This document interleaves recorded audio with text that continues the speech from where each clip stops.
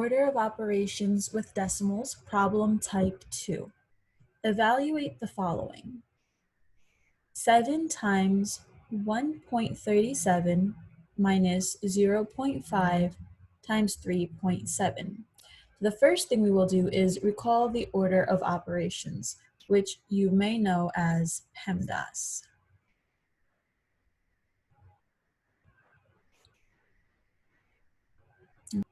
The P stands for parentheses and grouping symbols, E stands for exponents, M and D are multiplication and division. Remember, we follow the order left to right. And A and S are for addition and subtraction. Again, we follow the order left to right. So looking at the problem that we do have some parentheses, but within the parentheses, we have a single number. There are no operations. We cannot simplify what's inside. So there is no simplification for us to do within the parentheses. Then we do not have any exponents. We do have multiplication. Remember, parentheses is a notation for multiplication. First, I have 7 times 1.37. Whenever I multiply, I like to write the longer number on the top. Now, I did not say larger number, I said longer number. So the number that has more digits, I like to write on the top. It just reduces the number of steps that I have to complete for multiplication. I have to make note of the number of digits after the decimal. So here I have in total 2 digits after the decimal. That means my answer for this multiplication will have 2 digits after the decimal as well.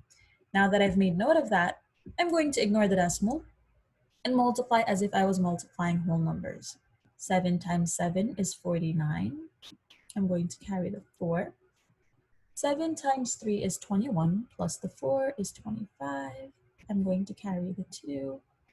And then 7 times 1 is 7, plus the 2 is 9. But this should have 2 digits after the decimal, because in total I had 2 digits after the decimal in the numbers that I was multiplying. The decimal should be between the 9 and the 5.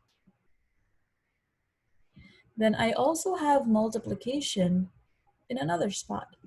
0.5 times 3.7. So I'm going to go ahead and do that multiplication. Since both numbers have the same number of digits, it does not matter which one I write first. Remember, multiplication is commutative, which means the order in which we multiply can be switched. So here I have, the first number gives me 1 digit after the decimal. The second gives me a total of 2 digits after the decimal. Now that I've made note of that, I can go ahead and proceed with the multiplication. 7 times 5 is 35. I'm going to carry the 3. 7 times 0 is 0, plus the 3 is 3. I'm going to skip a space or add a 0. I like to use X so that I don't confuse myself with zeros when the problem gives a bunch of zeros.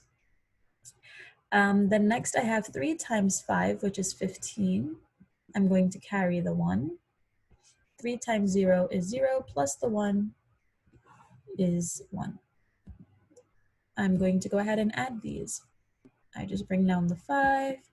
3 plus 5 is 8, and I bring down the 1. There should be 2 digits after the decimal, since there were a total of 2 digits after the decimal originally. Then the problem that I have becomes 9.59 minus 1.85. And we have taken care of the multiplication and the division.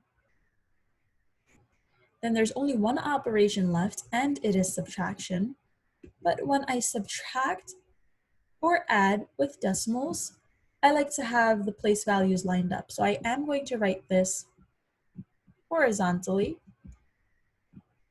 where I have the decimals lined up. And we are going to subtract. 9 minus 5 is 4. For the 5, in order for me to take 8 away, I have to borrow from the 9. And I'm going to make that 5 a 15. 15 minus 8 is 7. I have the decimals lined up, so I know exactly where the decimal is supposed to be. Remember, this only works for addition and subtraction of decimals. Then I have 8 minus 1 is 7. So the answer to this ends up being 7.74.